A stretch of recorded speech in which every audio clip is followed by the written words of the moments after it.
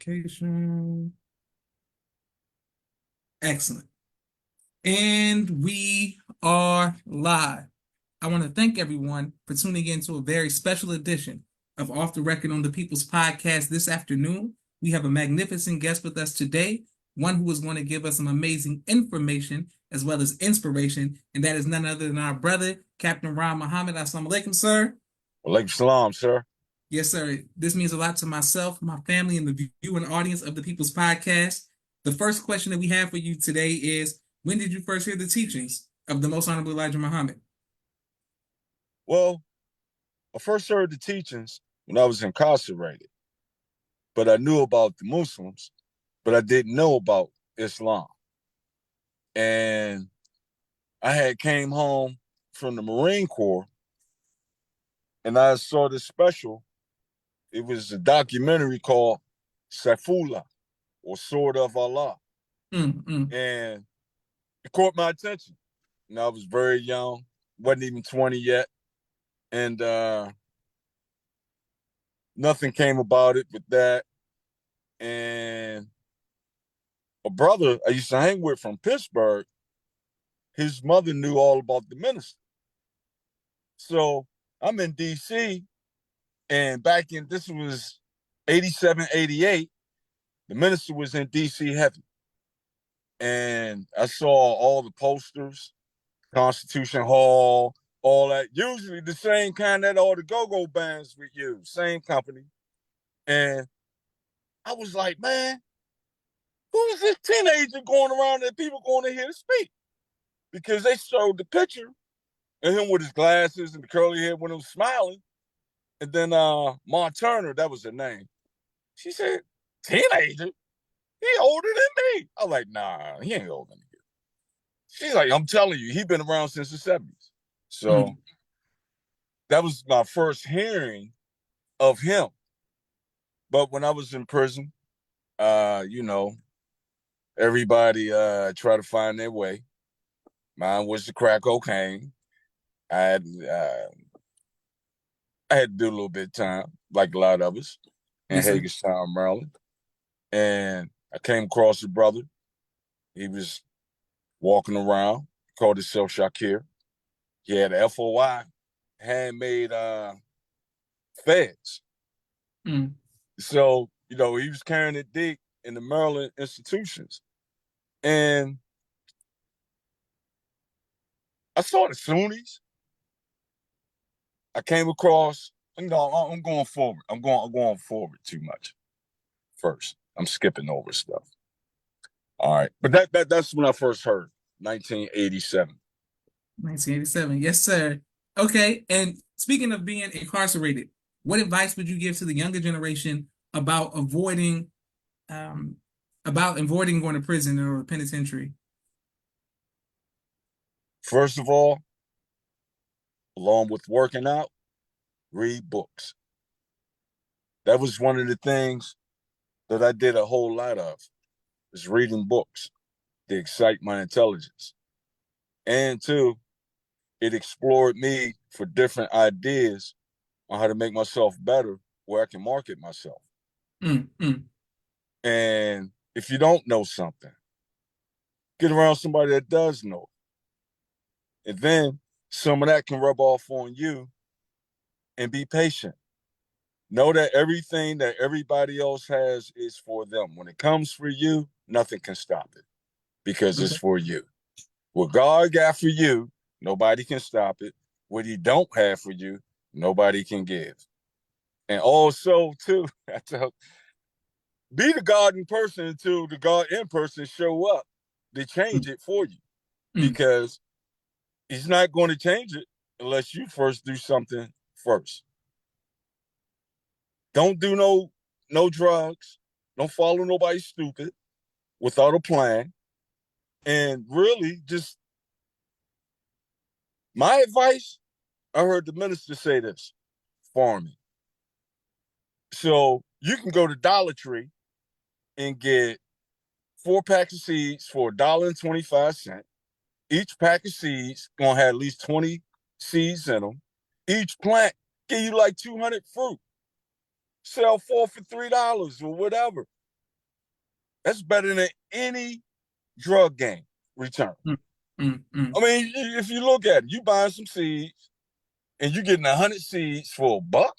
You getting 100 plants potentially for $1 in some dirt, some rain, in the sun, in the yield. Come on, man. So that whatever it is that you love to do, if you don't know how to do it all the way, incorporate somebody that does. Like we can get together. I might not know how to do it, but I can promote it. Mm, We can mm. get together. We can do it that way. And then with this day and time podcast, everybody knows something about something. Yes, sir. And the most solemnly Elijah Mom just said, you at least 3 people will listen to you. You can teach at least 3 people. Yes, All sir. right. But Wonderful. yes, Okay. sir. Great. Thank you very much for your advice. Sister Naima and Sister Miriam says, Assalamu alaikum family. Walaikum salam. Thank you all for watching. Brother Nelson Ramos, Walaikum salam family. Can't wait to upload this to YouTube. And thank you to our YouTube family as well. I wanted to ask you, when did you accept the teachings of Most Honorable Elijah Muhammad? June 8th, 1988. Mm, I remember the date. I was in prison. Well, the way they came about, I'm sorry, bro. I had to take the hat off. mm, The way that it came about, it was an FOI that was my correctional officer. mm.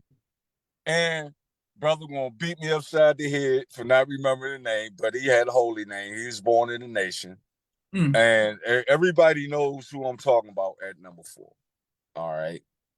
I know his name begins with an N. Anyway, it was a brother by the name of Jamel Rahim Allah. He's a 5%. And I heard him say, the black man is God. I was like, hold up. Explain that. Because I had heard reggae young and get up, stand up. Peter Tosh, he said, we know and we understand mighty God is a living man. You can mm, fool some people sometimes. You can't fool them all the time. Now you see the light stand up for your right. mm, So when I heard him say that, I was like, that hit me.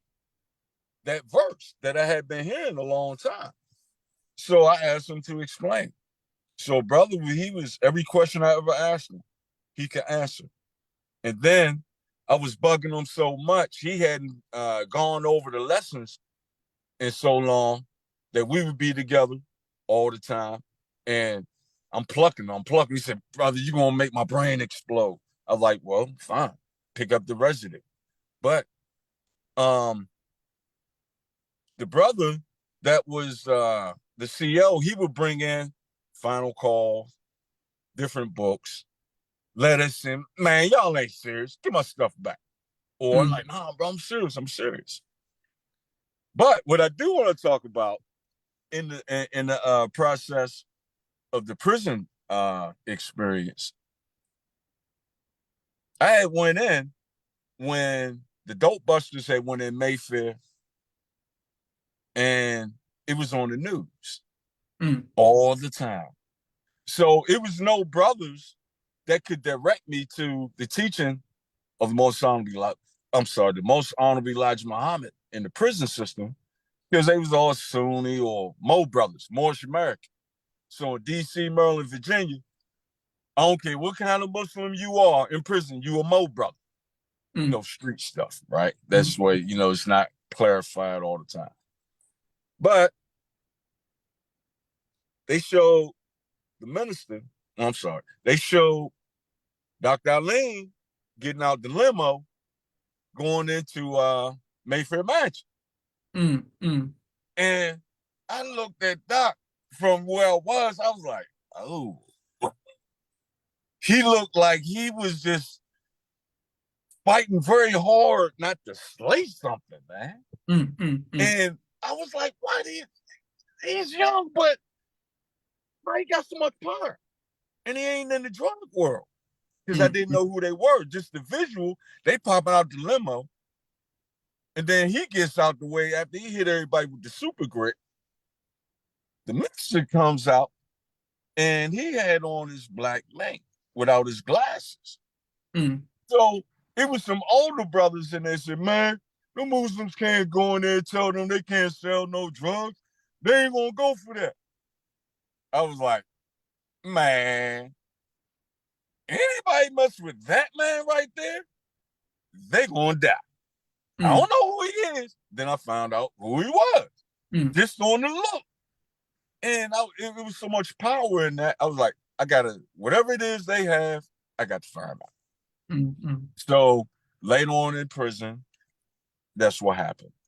Finally, I met up with the brother Shakir, and when I finally got sentenced, and he was establishing the Nation of Islam in the Maryland penal institutions, and he was in direct contact with Mosque Number 6 under Minister Jamil mm, and the prison ministry system, Brother James 5X and Brother James 6X out of Baltimore.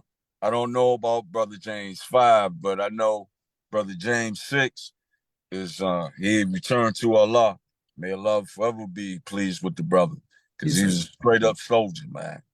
And I'm forever thankful for those brothers coming up into the institution to work with us to establish it.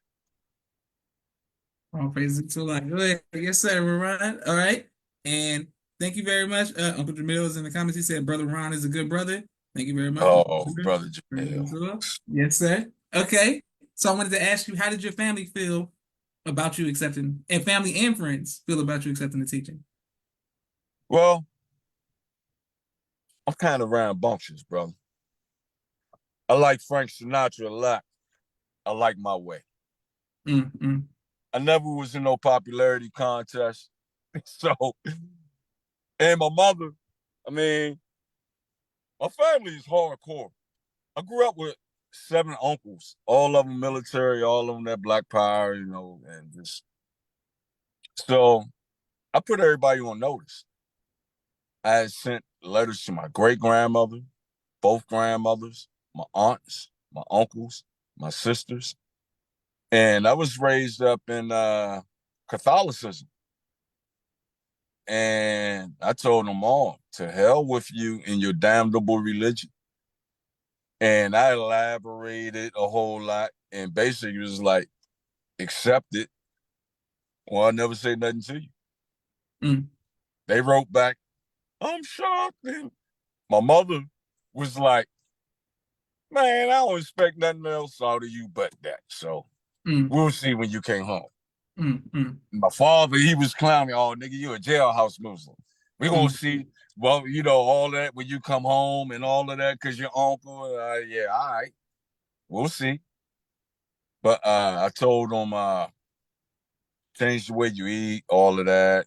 But basically, any responsible adult that has raised anyone will tell you, well, we made it. We got to see if you do. mm. So that basically was that when I first told them all of that. Okay. Yes, sir. And once you came in, what was the climate like in Washington, D.C.? How did you get to Pittsburgh? Oh, man. All right. I'm going to just run with it. I came home in November of 90. October 30th of 90. All right. I didn't leave my grandmother's house for a week because I just, it was like a culture shock. But I was like, man, I got to report.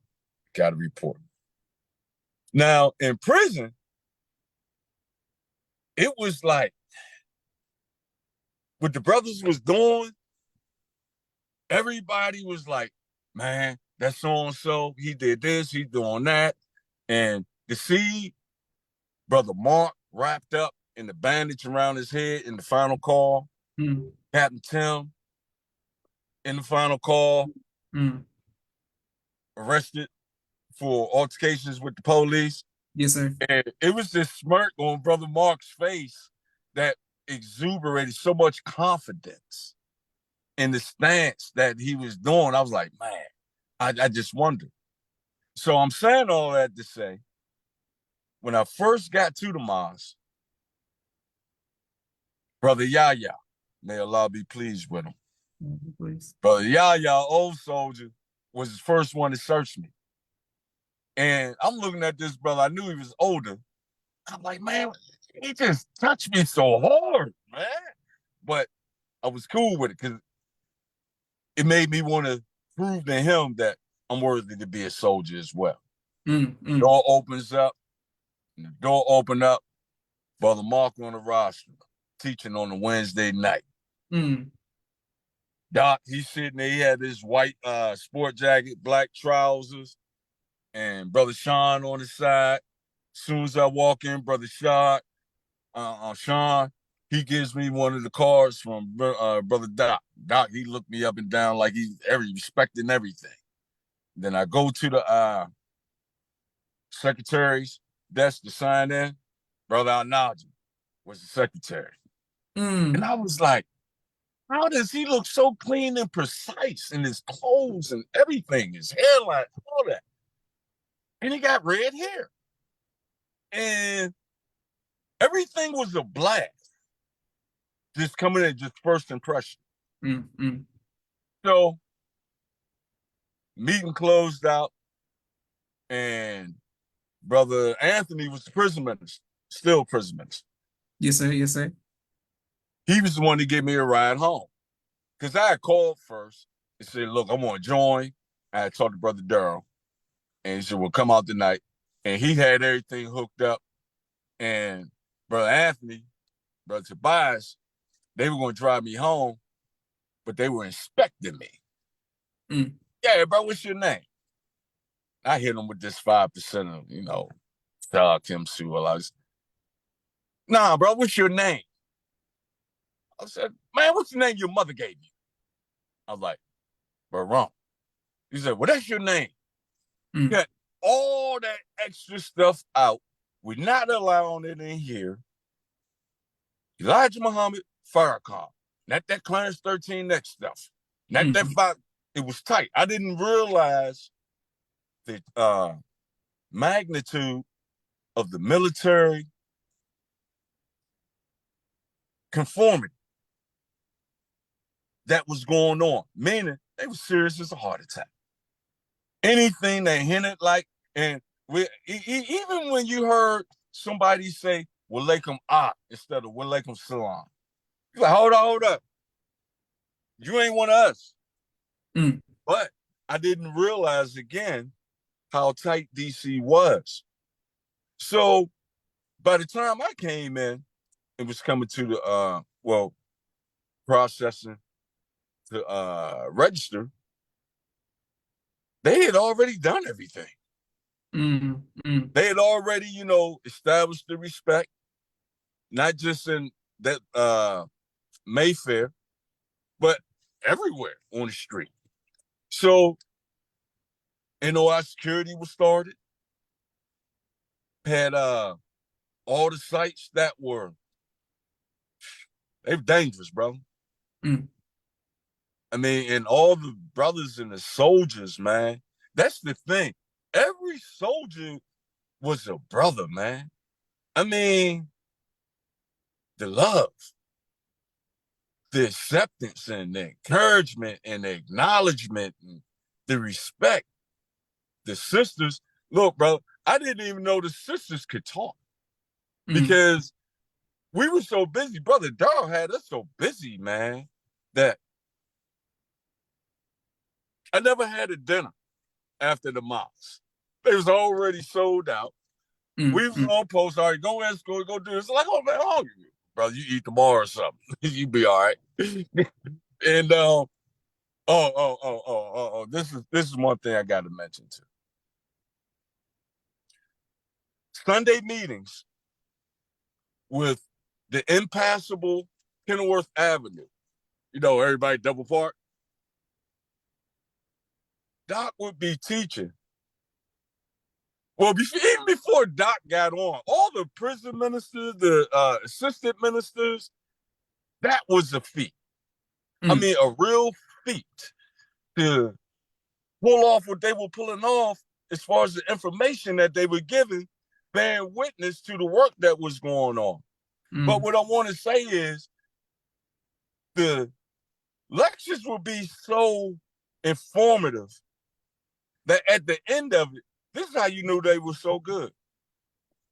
The bathroom lines. Nobody would leave their seat to use the bathroom until the end, the exact end of the lecture, and then everybody be in there. Oh man, doctor's teacher or brother so and so. When it was amazing that someone would deny their bodily functions so they wouldn't miss a word that deep, and that was on a regular basis.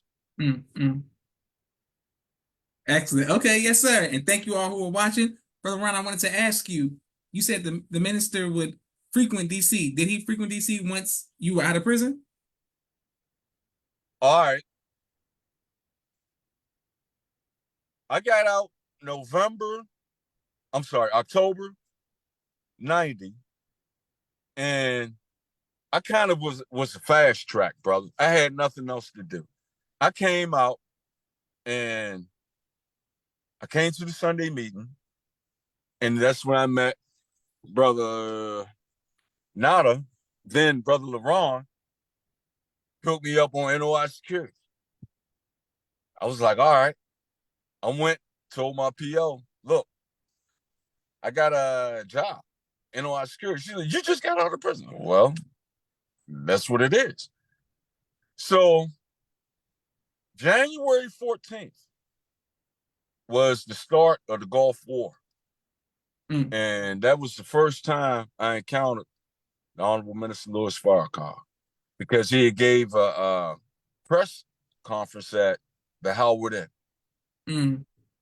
And the funny thing about that, this brother Darrell, he said, look, you ain't got nothing going on tomorrow. You good, blah, blah, blah. Yes, sir. My grandmother, 5-7 in the morning, the brother's on the phone for you. I answered the phone. Brother, how come you ain't at the Howard Inn? Minister gonna be here. What? So all movement was kept secret until it was a need to know basis. I loved it. So I got there, and that's when he warned America about the resolve of Saddam Hussein. That's when that was the first time I seen the team. First time I seen your father in person. First time I seen the regional captains in person. And that was the first time I saw Minister Jamil, because he came up to the door. I was on the door.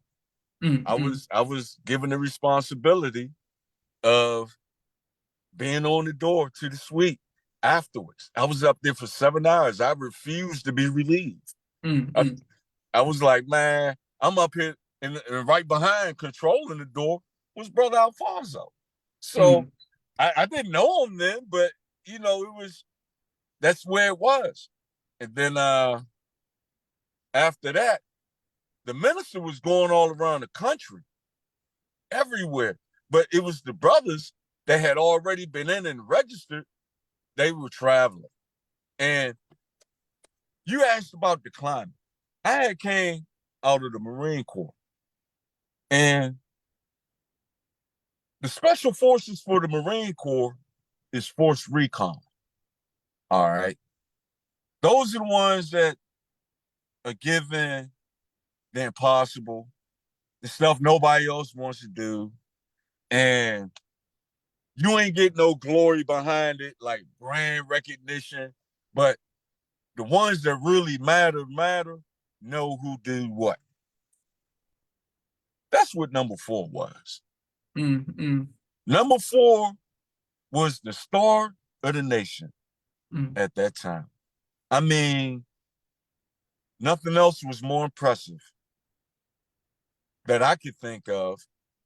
Maybe because I hadn't been nowhere in the other mosques, but it was so much going on at number 4. It was just incredible. I mean, all the lieutenants I thought were higher ranked than what they were. And if you put it in the understanding the way that The devil has his military. Your father was the commandant. Mm. Commandant is like right below Joint Chief of Staff Mm.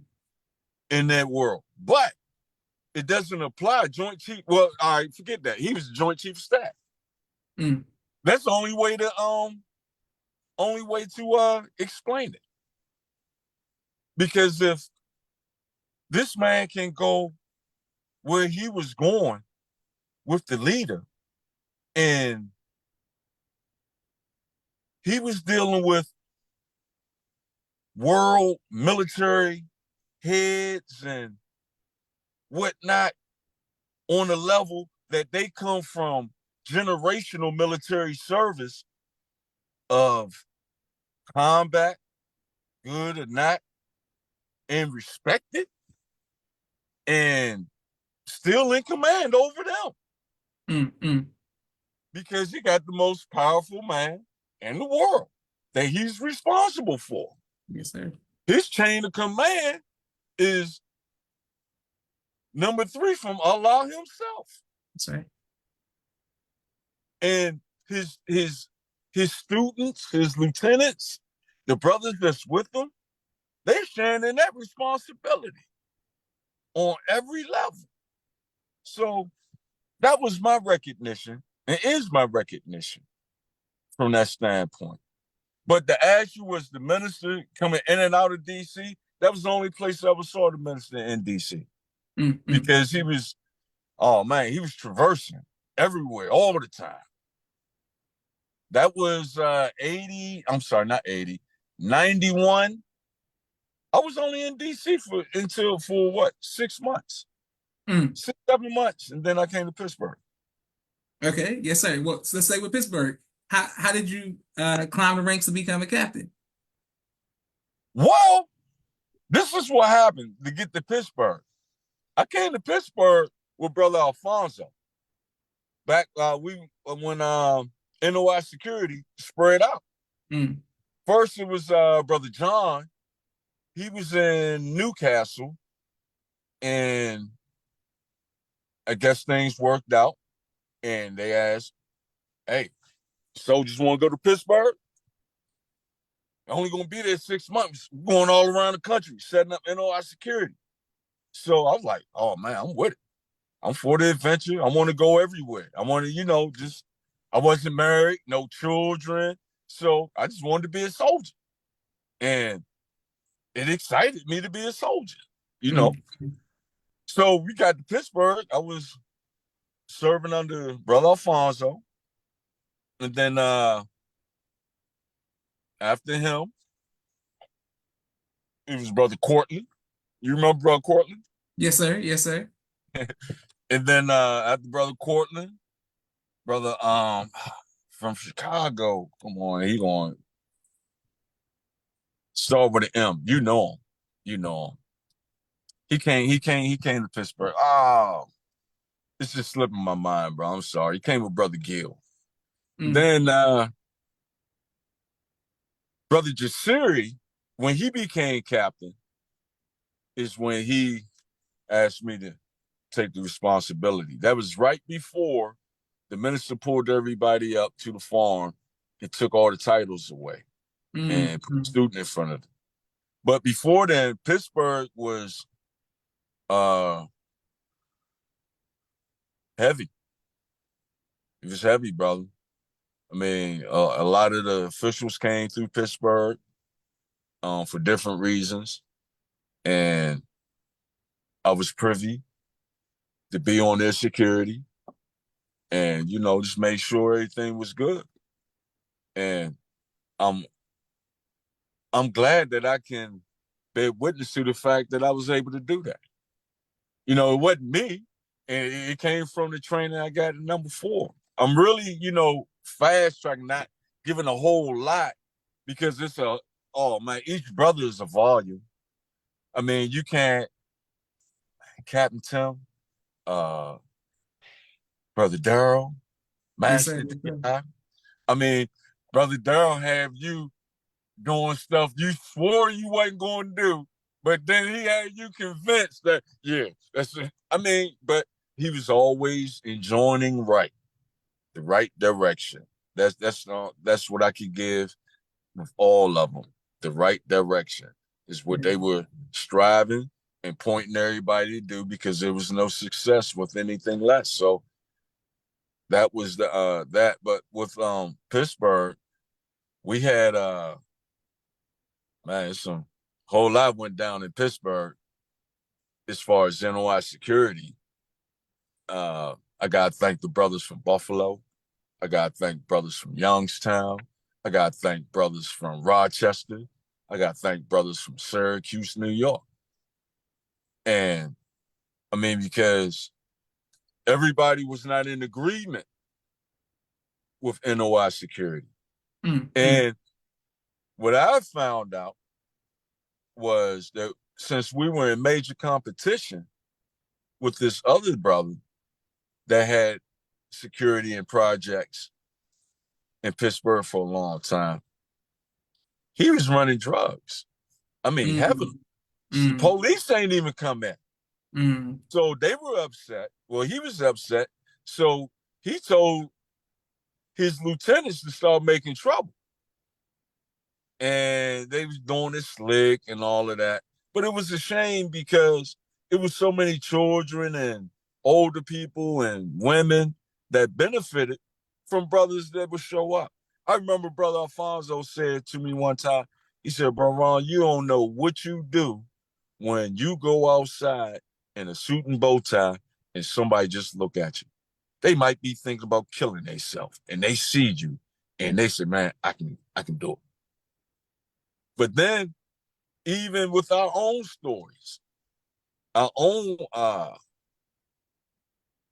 plights in life, giving them advice, man, I used to do this, I used to do that. What? Yeah. But that was that's as far as that is with me becoming the captain then. For all correction, I am not the captain in Pittsburgh, brother. Yes, I sir. am Yes, sir. not Yes, sir. that right now. All right. And to be honest with you, brother, then Melvin, 6. We were in Cleveland one time with the minister, and we didn't have a lot of men. He walked up from my back, but Captain, I was like, man, I'm a private soldier. All right. But he went for the minister. He said, bro, Captain, I can't argue with him. He said, I need 100 men right here for the exit with the minister. All right. Yes, sir. I look around for the captain of Cleveland. Nowhere to be found. I don't even think it was one then. It was the brother. He was a lieutenant. I said, brothers, you got any soldiers? He said, these right here. Man, I got the brothers out the crowd that was just sitting there that came to hear the minister.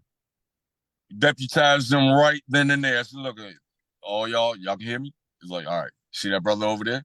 The minister needs you. Anybody that's not going to go.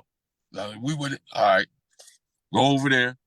Had about 40 brothers out of 100. I'm like, hey, look, this is what I got. You see what's here. So, he smiled. That was in my head, my first task from being called a captain. And I asked him later, I said, bro, why did you do that? He said, man, you standing around looking like one. So like, oh. But you know how it is when you got you on post, brother. You got a sector and you just no nonsense, man. You just gotta do it. You gotta make it happen. Yes, sir. Praise be to Allah. Yes, sir. And I want to make sure on behalf of myself, my family, and the viewing audience of the People's Podcast that we thank Allah for you and your many sacrifices to help establish Islam in North America and your family as well. And we also want to thank everyone who's watching. We have a quick 60-second commercial break of all of the sponsors of the People's Podcast. Thank you for every like, share, subscription, every Cash App, and shout out to our YouTube family as well. Thank you very much. 1 second.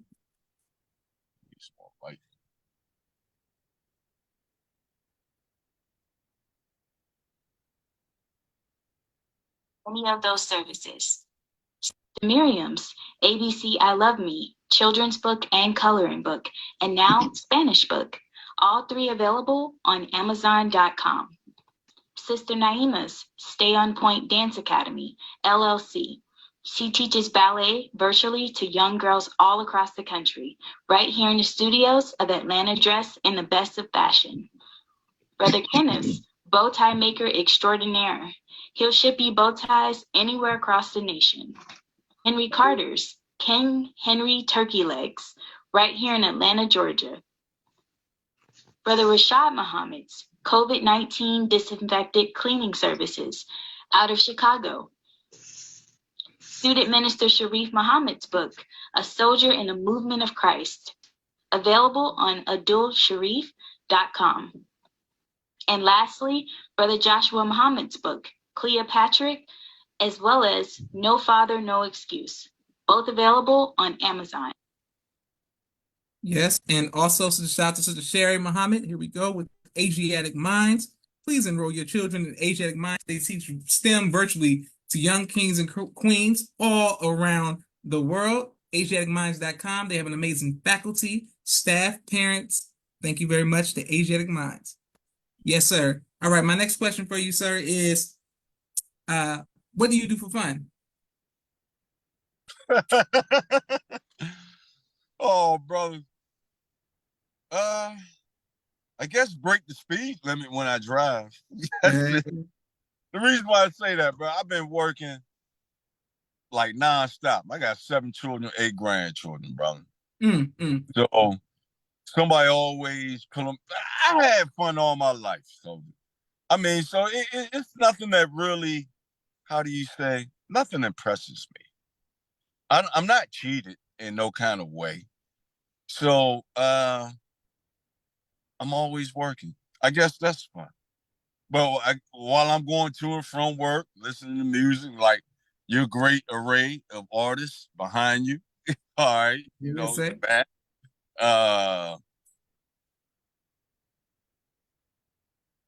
Read different things, documentaries when I do have a chance, you know, to fall asleep on. I like to watch a lot of Man versus Wild, survivalist. Okay. You know, that's what intrigues me. You know, stuff like that. All right. But speaking of fatherhood, what advice would you give to future fathers? Oh man. Before you even think about getting married, be able to touch 50 grand. Okay. So that means you got a lot of work to do. I remember hearing Brother Minister Abdul Sharif say that the Honorable Minister Louis Farrakhan told him that when it's divorce, it's 90% the man's fault. And the trouble in marriage is 90% finance. And it's the man's fault. And if you're a man and you've had any kind of power in your life, you understand and admit you don't work, you don't get paid, you're not going to have no power. You're going to be a subject to someone. So increase your discipline. Make your discipline paramount. Only friends that you should have are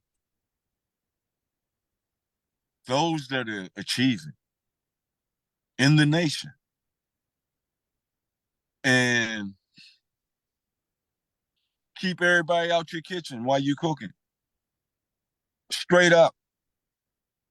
Keep the law. Because even in the military of the white man, you're not loyal to each other. You are loyal to the law, the Uniform Code of Military Justice. That's what you are ultimately loyal to, that and the flag. So if you keep that with the nation and yourself and don't give credit to all these other come-by-night advice givers other than the nation, you're not going to win. You that's just like bringing karate into a kung fu studio. It's not accepted.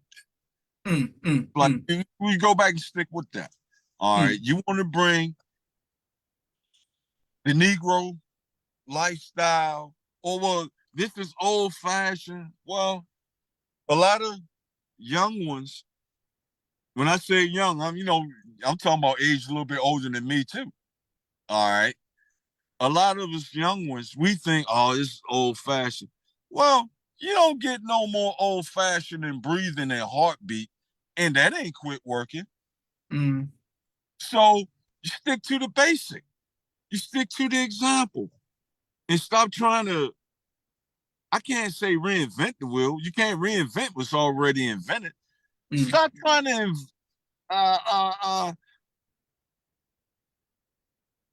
attach a new method to something that already works. As far as the will. But brother, the money. Brother, the money. Yes. I'm serious. I'm not saying be a hoe. Nah, we have to, as men, produce something that make our sons say, yeah, I got to do that. I got to take dad's spot so that we can flourish that way, so that the family can be protected, so that the men are not even questioned. Like, yeah, all right. You see that movie, The Godfather? Of course. I know you Godfather. Remember when Michael was in Sicily, when he asked for Apollonia? Yes, sir. And the women were tending to their business and the men were tending to their business. It did not mix. Even when she said, Don Corleone's wife told her son, your father never discussed business at the table. Yes, sir. Yes, sir. What she really was telling him is, you're not your father. You're losing discipline. Because he made sure he handled matters to the effect that I would never have to hear. You know what I mean? And it was something I got to pay homage and bring back from with your father. Pillow talk. Man, pillow talk put you to sleep and smother you. What she got to know for? She ain't gonna have no respect.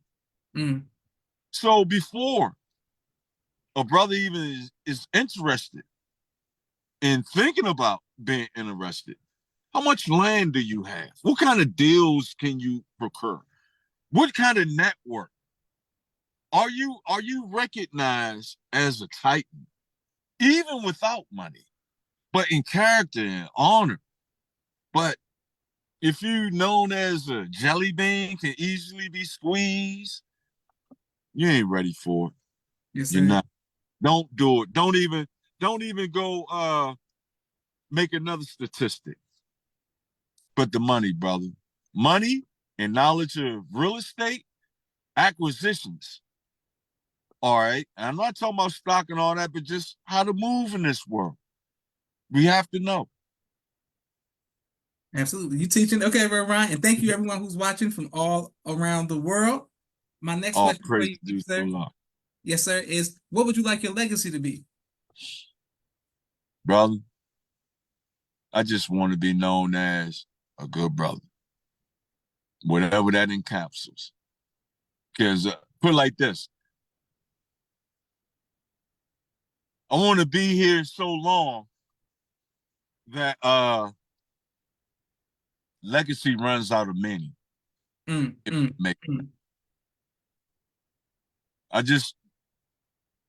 a good like Brother Minister Jamil said, good brother. I mean, it's the best title you can have is brother. According to what the God told us. So, I mean, that's it. Wonderful. Yes, sir. Well, praise be to Allah. I got one more question for you. My father told me, he said that when things were real bad financially for him and my family, that he was on the road raising money for the minister for number 2 poor, and that when he went to your city, that you treated him better than anybody else. What made you show such respect and reverence to my father at a time where he was no longer the supreme captain. Brother, let me tell you something, man.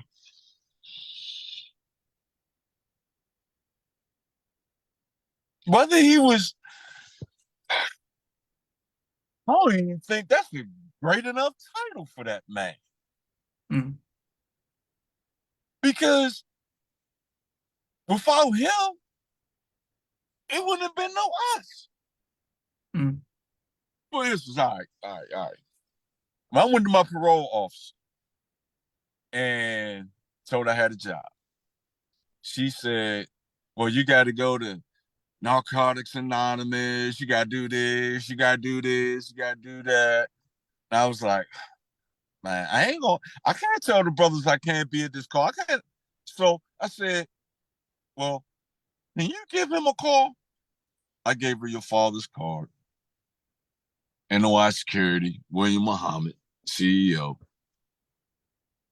Next time I came back in that parole office, brother, I thought it was him saying what he was saying through her because she sounded just like him.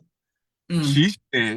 She said, I talked to Captain William Muhammad, and he said, Ron ain't got time to go no damn NA meetings. She said he got plenty of work to do. Ron could get the call to go protect and secure the minister anywhere in the world, and he will go. I was like, you said that? I had never talked to your father. Mm. I had never had a conversation with him. Mm. And I was like, man, he giving me that big up? He, all right. I was like, he said, no, I asked him. He said that. But the love and dedication that he showed us how to have for the leader. How can I deny that man? Shit, man, brother, when it was that Savior's Day, man, you had the suit on. We was at the United Center. It was right after, he was sat down and brothers was like, well, man, you can't be in association. What? Shit, all right. Watch. All right. We stood posts right there. Mm. And I was on the floor, on the perimeter, and brother Ali said, man, look, I don't know what kind of charges you could get. I said, man, whatever they come with, they can come with it. Mm. That's our captain, goddammit. Ain't nothing gonna happen. So we was there. I was there, me. I'll leave everybody else out of it. But you know who was there. Mm. But Mm. I mean, nothing but love, man. This Right. man I ain't never had nobody teach me about love the way he taught about love. Mm. By being loving in the way that he was, man, or is. The way that he taught it by being a soldier, man. I mean, soldiers, all men want to be a man. All men want to be a man. He showed us that, bro. I mean, I wasn't around him I wasn't around him like that at all. But the residue of those that he affected and they didn't want to disappoint him. Hey, man, shoot. It rubbed off. It rubbed off. I mean, shoot. And the thing was, he was so humble, bro. He was so humble, even though he had the greatest strength of a powerful man is the restraint that he Mm. showed in punishment. One thing that I had learned, and I gotta tell you, I learned it from Fonz, bro Alfonso. And he Yes, learned it sir. from your father. He said, man, Captain Sharif always said, always find a way out for a man in trouble. Mm. Even if he messed up. How can you find a way out for him? Well, Honorable Elijah Muhammad and proper handling people always allow a man to save face. He's that, man. I ain't seen him throw nobody away. Nobody, bro. No matter, what it was, he was their rescue. Whether it was the brothers ain't gonna sell papers or this, that, whatever. The brother always was, I can't even end the explanation of them, brother. And I'm not just saying none of this for but it's just that's the way it is. Praise be to Allah. Yes, sir. Well, thank you on behalf of myself and my family. We truly appreciate that. Dr. Henry M. Carter says outstanding. Sister Miriam says all praise due to Oh, Allah. it's to Allah, brother. Thank Yes, you sir. for your family, brother. Yes, Every last one of you, man. Every last one of you. And in the world, to me, to be able to say this to you, if it was just private or even for everybody to say, the world, not just in the nation of Islam, the world is a better place because of the work of your mother and your father and your Milton. All yes. right, all of, but especially, I'm serious, brother. It's man, how could I treat him like that? He in the book. Mm. He's written in the book for all of these. All your mother, your father. It's how it's unsurmountable as far as the thanks I could give. Praise be to Allah. Yes, sir. Well, on that positive note, we want to thank you, Brother Ron. Thank you, everyone who's watching. My sister Naima said praise to Allah. Mimi said praise to Allah. Can't wait to upload this to YouTube. And I look forward to seeing you in person, inshallah, very Yes, soon. yes, sir. Yes, Yes, sir. sir. And may Allah continue to bless you and your family. This is Joshua Leonard Muhammad signing off for the People's Podcast. Assalamu alaikum, sir. Like salam. Thank you all for watching.